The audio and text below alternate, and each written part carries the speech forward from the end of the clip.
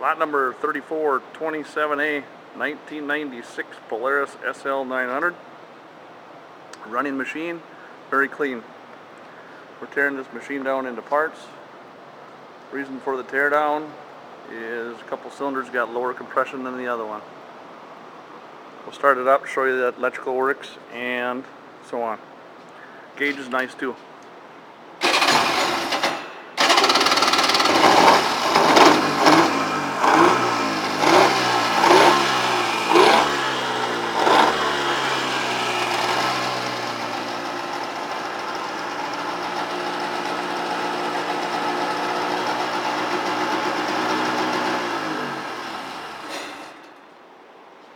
Thanks for stopping by.